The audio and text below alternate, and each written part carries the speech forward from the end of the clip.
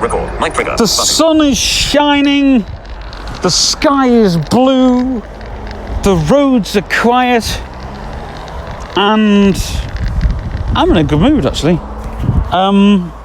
So last night, we had an issue with one of our call centres. As you probably don't know, this is a documented video by the... not documented, yeah, documented crap. ScribbledNotes video. I haven't done one of these in a long time. But yeah, call centre. We opened one... Well, we opened one last week. And it seems to be doing just nicely. Now, it's powered by our AI, but not ChatGPT. It's powered by a different... It's like ChatGPT, but it's powered by something else.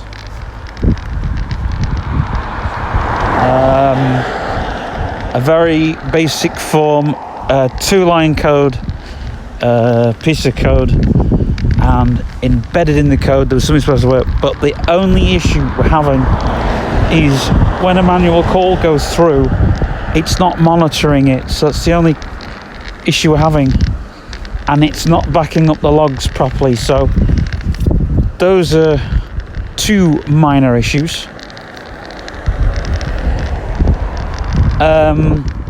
Plus things like the voltage of the polarity, which goes up by a percentage, but it only goes up at a certain hour, and it's not allowed to go up too much. You know, people thinking, oh, they'll be able to up the polarity by a certain amount. So anyway, that's that. We're still having issues with switches, but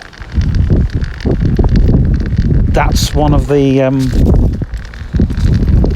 it's one of the glories of the career job that you have. You know, I have built an application which I'm quite proud of, actually, because I wrote the 4 lines of code, the first 4 lines, gave it to Nathaniel, and he's like, wow, this is incredible. And I was like, well, would you be able to add to it? And he's like, yeah, sure. It's the first time. He said, do you know that visual code? Because he's been studying visual code now. He said, you know, the visual stuff, the GUI interfaces. He says, I can actually now work with a GUI interface now you've got this code. So he's now coded that, and it's fantastic.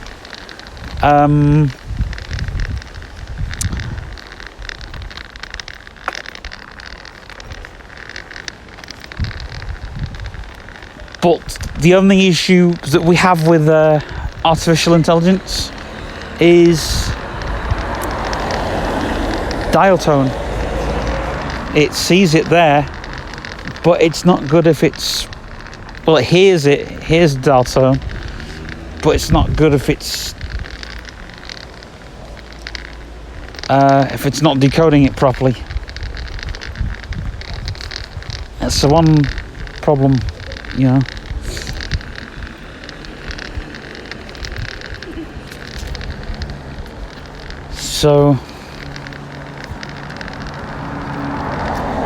So we were pretty much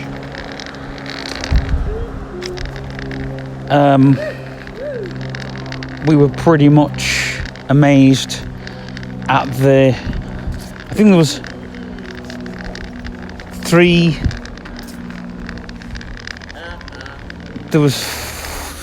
4 telltales that the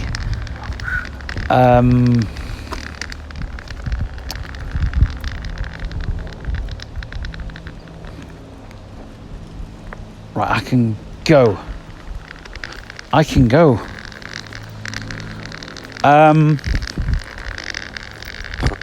So I made a video a while ago about switches, routing switches and the rest of it, and we got this Belkin cheap little rubbishy little thing, And we used it as a switch, and it was terrible.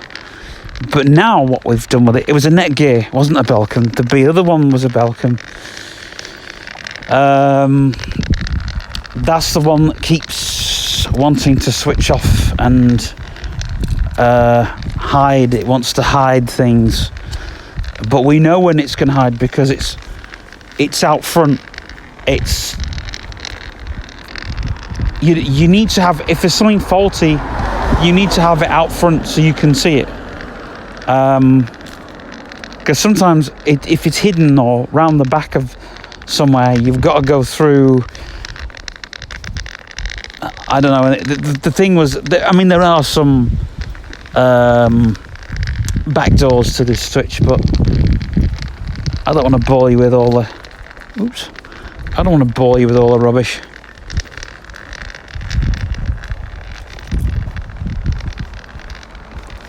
There is a switch that's DRM or DCM, and a DMC. It's a DMC. This switch is actually switches, and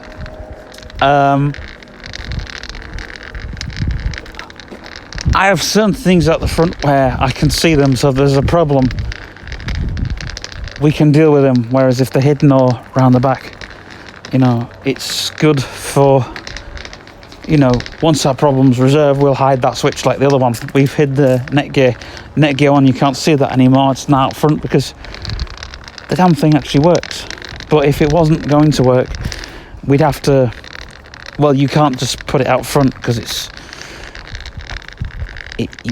you've got to fiddle with the settings, and you don't want to fiddle with the settings after you've hidden it. So it's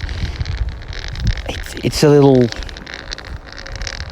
fiddlier. Also, the settings on that, because the Belkin was going to be things were going to go through that. It was going to go through that and then to the Netgear. Well, the Netgear is actually working. But my problem is when people start disconnecting things from a switch. They've started doing that. There's somebody in Preston, and we're saying we're not reconnecting them because they keep disconnecting. So we've told them that they can't reconnect because they keep disconnecting the switch, which can cause all kinds of issues if you don't know what you're doing. But here's the thing, I'm now more interested in what solutions we can give. People think when you're a phone company, it's just about buying and selling phones. Well,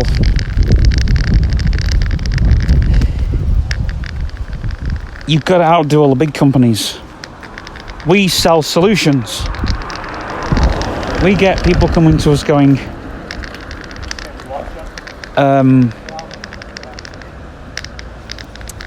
how do you handle bigger phones or bigger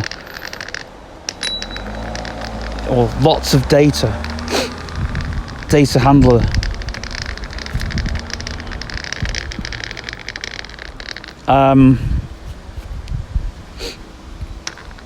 So it's good because we're a carrier and we're building soft phones to handle call centers or call services, and we built our own call center so we could not just handle sales and all the rest of it, but so we could test our things out before they go into the field. Because it's like everything, you have to test it, and then when it goes out, it's like, oh, hold on, before another call center buys it. And I mean, what was the one that we had way before I started with Telesolutions Limited. We were XCOM before, and I didn't have the company then, and they had a phone. They had a 6-way. Oops. No, they didn't have. They had a line which went 6-way. They had a phone that could manage 6 lines. Yeah, but then they had a phone that could have. It could manage 6 lines out, but 200 in. Now explain that one. it was feeding the 6th line as a trunk. So every time there was somebody, excuse me, say if there was someone on line 7 and someone on line 6, they couldn't get past the 6th line. And if there was someone trying to call in, the call would get blocked. It wouldn't accept it. And so it wouldn't configure the caller ID because it wasn't even coming in.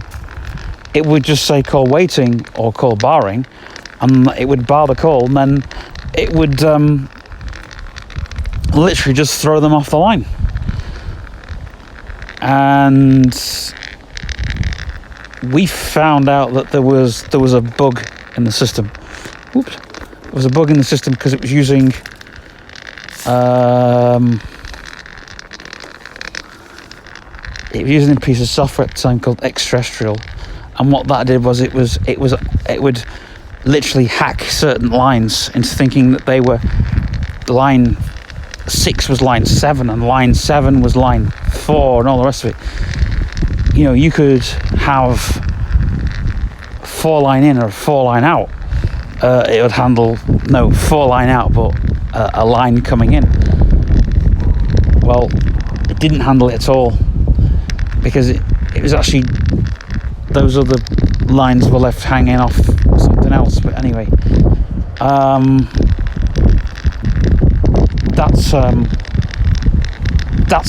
people say, Stephen, explain to me the issues that were faced with them phones. And I'm saying, well, if you've still got the software, if you've still got the phone and it's still running the software, you jailbreak the phone, because and it's the only time that you'll ever hear us a operator telling you to jailbreak the phones if something's a problem. But we've got a manual on how to jailbreak the phone, because you've got to jailbreak it a certain way so we can see that it's that the actual firmware has been cracked, so we can update it, because we have to force the software onto their systems. We've done it for people.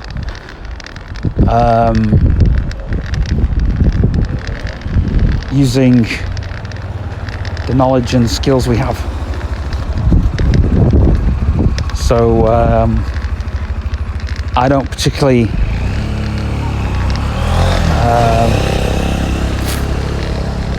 it's getting a lot busier now when we get into the corner. Yeah, I don't particularly what's the name do, but if you're still running, oh shit, have I gone all the way past? No.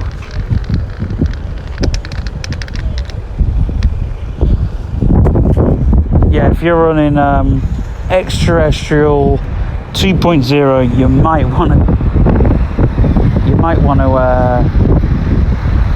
up the firmware. It'll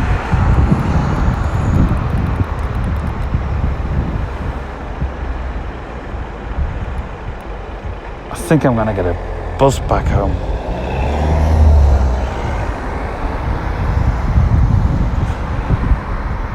But yeah,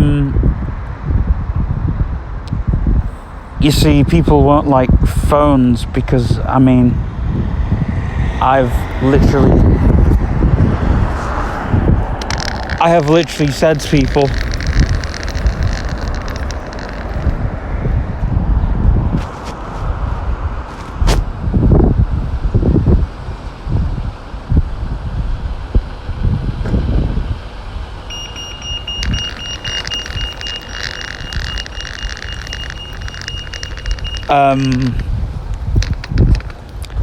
You see, there's people. Comes. Mail. Page 1 of 5. Adjustable. Oh, you joking me? Switcher. Boss Job Junior. Boss Job Junior. Why is that crash? Mic trigger. Mic lock. Button. Is on. Finish recording. Button. Double tap. Yeah, there's people that frustrate me because they say, we want to use the iPhone. Okay, you can use the iPhone. We're not telling you not to use an iPhone. I said, but you're going to be frustrated because with an iPhone, you're locked in. And I mean you're locked in. But what Apple do to make sure that you're locked in and to tell you that you're locked in is the keypad floats over the top of everything. There's only Skype, but you don't want to be using Skype because Skype crashes. Skype's only a small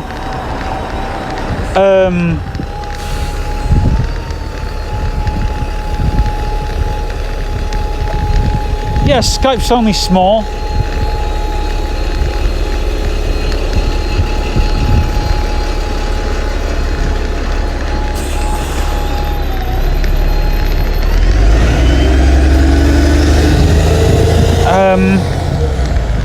And the problem is it doesn't handle bigger connections. It's run by Microsoft, and we have said to people, if you do want to use something that's run by Microsoft, use Zoom, because but you have to use it in the background. People don't want to use things in the background. We say, no, you have to run it in the background, because with a soft phone, it's like Teams. People want to run Microsoft Teams along with using a Skype phone as a physical thing. But it just doesn't work like that because it's a small connection on the way in. And this is where you have to listen to us engineers or listen to developers. I am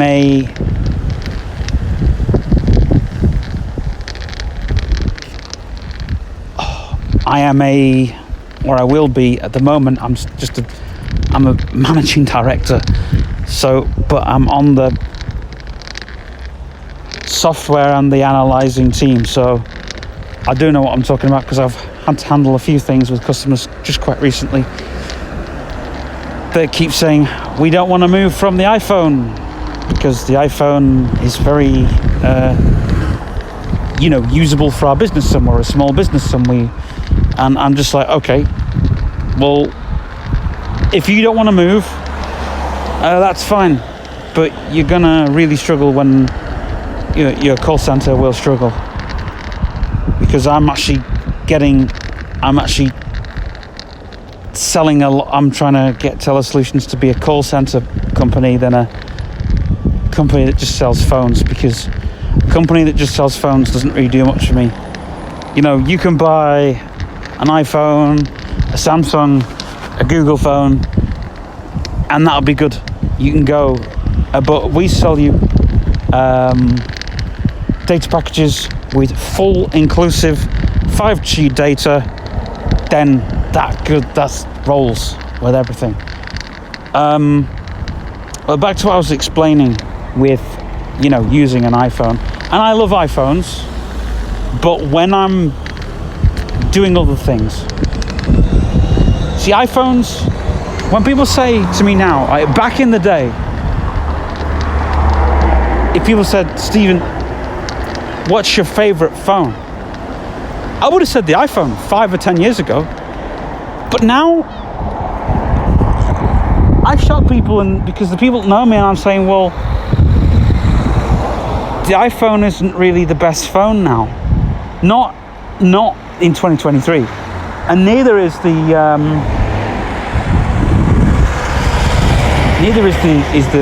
there's no such thing as a good phone these days, because all the phone gives you is a good camera and a good, well, even that, I mean, iPhones, it's they want people to stop using DSLRs.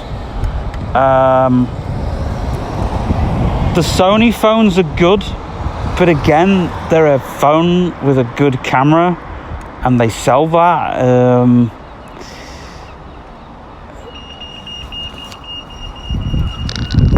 Motorola don't even, well, it's just an Android with a name printed on. Same with Alcatel. But I'd have a Google Pixel phone. It's got a really shit camera, and in fact, they sell that, you know. They sell how shit their cameras are. But it's all about the pixels. It's all about the pixels. Now, you're saying, Stephen, why is the Google Pixel good? Well, it's not a very powerful phone, which a phone's a phone. You don't want it to be powerful. You know, you can use it as a pen drive, you can use it as a camera, you can do all the rest of it with any phone. I've got a Nokia N95 knocking around, which that is being used as a small computer at the moment, as a PDA. Would I use it as a phone again? Probably as a spare if I needed, but I'd then have to do a lot of work to just get it as a spare phone. You see, in this throwaway society, a phone has to be a shit phone for it to be affordable. But what would I want to see in a phone? A lot. You know, it needs to go back into being a PDA versus a phone than just a computer with a phone slapped on it. Yeah, that's you know, like the Apple phones 5 or 10 years ago, they were an iPod with a phone on, and the internet. It was the three things in one, you know, because Steve Jobs didn't really want people buying PDAs with phones with PDAs on them, and that's when the BlackBerry and the iPhone war happened. If you remember the good old BlackBerry, and in fact, I like BlackBerry's software, but the hardware is god awful hardware. But you know, would I buy a BlackBerry now? I probably would, because if I could put like third-party software on, you know, but there's always an issue, like, would I buy that phone? Would I buy this phone? There's always that issue. I mean, even, you know, I run a company, but what phone would I buy, and what would it do? You know, my work phones, I've got one of my work phones with me now, my VTech. I've seen it, Slide and Talk Go smartphone. That is a toy phone that is really good. And I've pretended that it syncs with my VTech Challenger. So that was good. But the Kiddie Buzz probably won't sync with the Genio. But that's gonna come next. That's what I think. VTech have that installed. Just a second.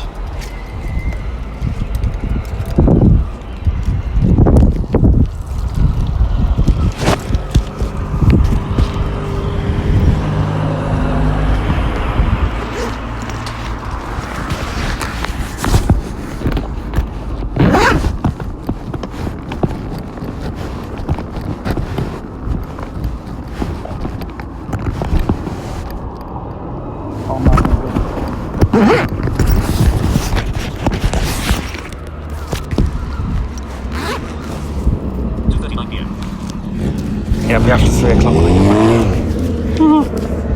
Oh well. Mic trigger, mic lock button is on. Double tap to lock. Yeah, what was I saying? You know, I mean, I really want to buy the Kiddie Buzz, and I probably will do. But I won't have it set up as. how can I put this? I wouldn't have it as a phone. I'll have it as a pocket PDA. Thank you very much. Because I don't want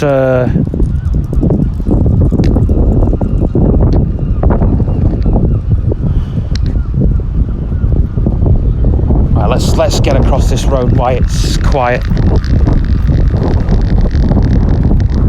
It's not normally this easy.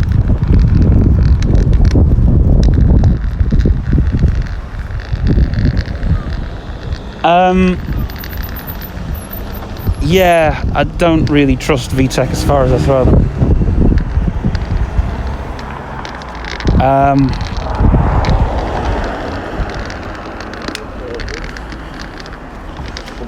You know, which is why I'm looking at I'm looking at the Amazon Fire for my next tablet, but it would be my work tablet, not my personal one, because even though I use the iPad for work, it is more a personal tablet that's fitted to my needs, even though I do video editing on it. Whereas the Kindle Fire, I think that'd be great for work. So I might be looking into getting that, because I've heard how good that is for, you know, for what I need, because I do need a tablet for work. I have got a tablet for work, but it's got the phone system on, and I do other bits and pieces. Whereas this, I think I could do so much, but I'm giving it a couple of years before I even consider getting another tablet. I think if I was out of the office more, then yeah, I think a tablet would be good anyways, a new tablet. But I wouldn't get a huge tablet. Why do tablets need to be this big? My sister's got like the biggest iPad you can get, because she's done away with the laptop. But when the laptop is a need,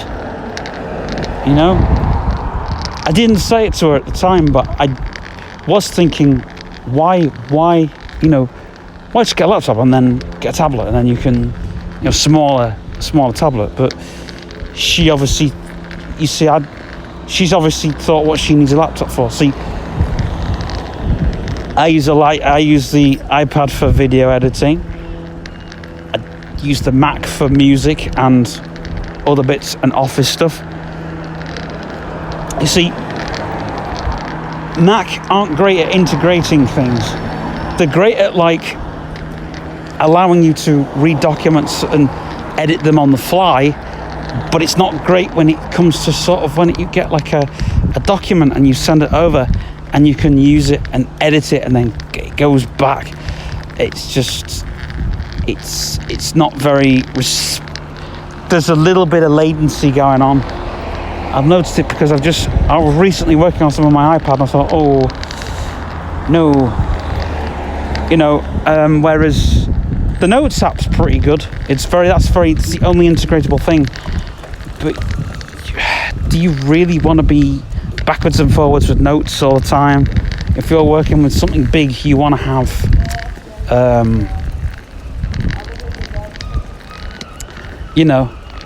something like text edit, if they had text edit. But would Apple do it right? That's the question. There is that. It's questionable. But when things boil down to a phone, back to that subject again.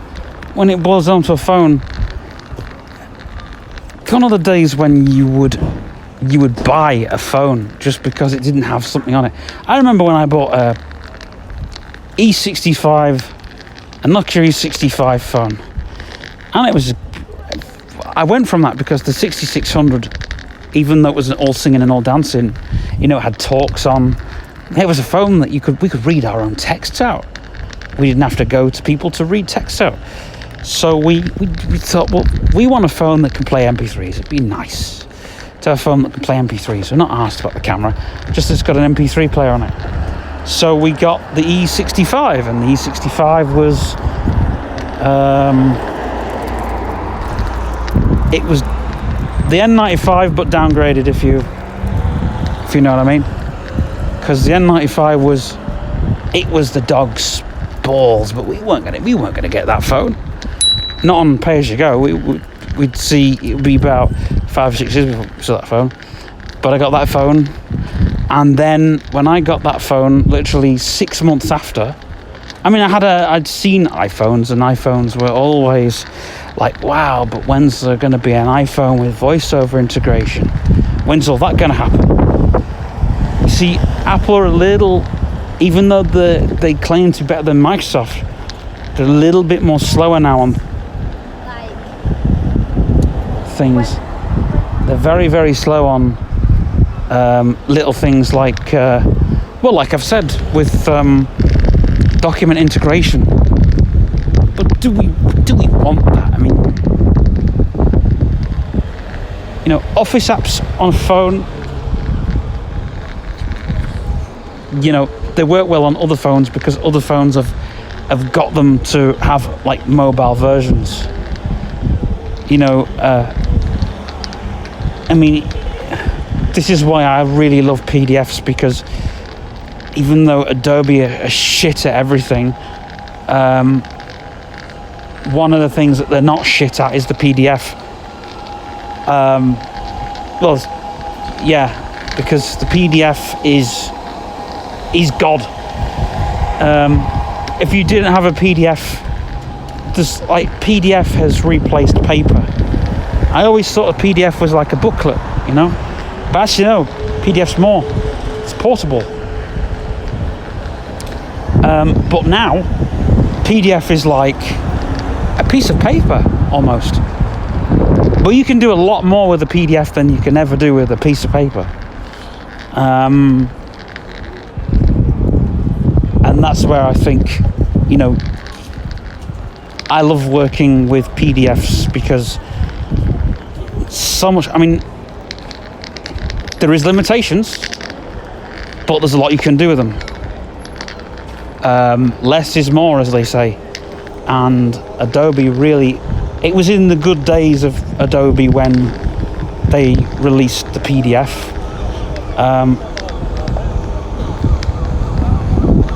Because that was the time when scanners were a thing.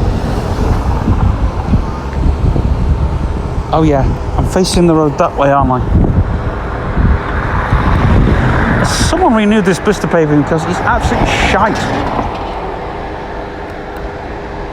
So yeah, there is a lot I want to see in a phone. I want to see document integration, like if you want to work backwards and forwards.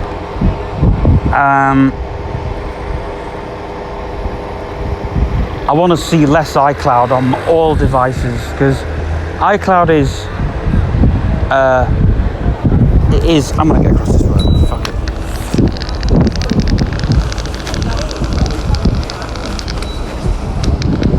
I'm very sorry, ladies. No, it's alright. I'm not waiting for like a year just to cross the road when I can actually cross it when it's clear. Yeah, I want to see iCloud. iCloud's awful. Again, it does too much for me. It does too much, you know. I just want somewhere where I can put my files, and the files are, and nothing's going to move. With iCloud, things move too much, and I'm always taking stuff out of iCloud. The only thing I keep in my iCloud is my contacts, my calendar, and my mail, because I don't really care about much of them too much, you know. Everything else I take out the cloud. You know, if I'm working on a project and I need it to sync across, then there's no other way. You've got to use iCloud. It's just pain in the ass. There are ways, but they're ever so costly. And I haven't found any free methods. I don't know any nice person with a server where I can just put my stuff on the server. You know, but I've gone old school. I use external hard drives 100% of the time, and that's another thing I hate. Right, Apple hate using external storage. It's a new thing, and they see that you're using external storage, so they tell you that your hard disk is full. This is the thing, your hard disk is not full. You take all the stuff off your hard disk, and your hard disk is not full. What it is it relies so heavily on the RAM. They use all of the RAM and all the processing to anyway, that's why iCloud is so shit. And if you use iCloud, which I don't, my machine's more or less offline, which is what I want it to stay. Even when I do get to good Wi-Fi, I think I'm going to be turning it off because, only when I'm needing to share documents. I'm not working on a document as I'm sharing it. Once I've shared that document, that's it. I've not. That's it. That's the document done. It's happened. It's. God, if that's vape, I'm so glad I don't do fucking e-cigarettes. Yeah, so, do I want... the question that, anyone needs to ask themselves is, do you really want synchronization and integration, or do you want to just why limit external storage? You buy a 2 terabyte external hard drive, which is enough for anybody. I've got 1 terabyte, which I'm going to be using as a backup drive. But why? You've got probably 3 terabytes altogether, and then some. But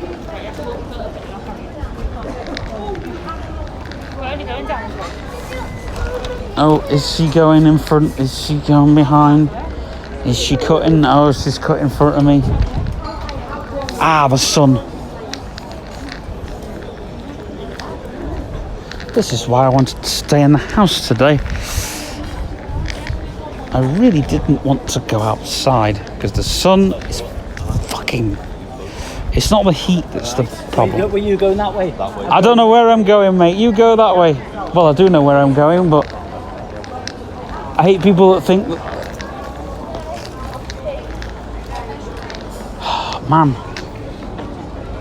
Messy people.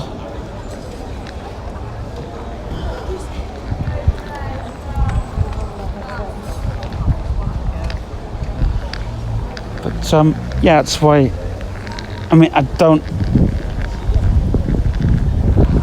dislike Apple because I'm a muso, and unless something else comes along, I mean, I've started not using my laptop as much because I'm using my Braille note for one project, I'm using my voice recorder for another project. So the laptop really, it only ever gets used for office stuff. I mean, when I do upgrade to a MacBook, my next MacBook, it'll be a MacBook Air because I'm not in need for a MacBook Pro as much, even when I'm editing. But I think what I might do is get what I might do is the MacBook Pro that I've got, I'll refurbish it and then just get a MacBook Air for daily tasks. Because,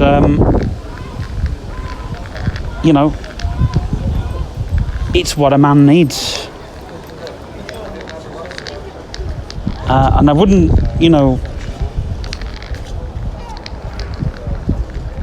and the reason I'd buy a smaller laptop now is because what I use a bigger laptop for is for recording, and my laptop isn't big enough for recording, not for the amount of hours I record and not for the amount of editing hours I get.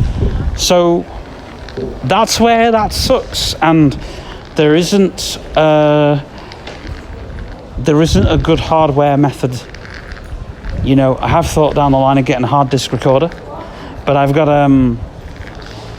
my Roland BR80, which will do me for now.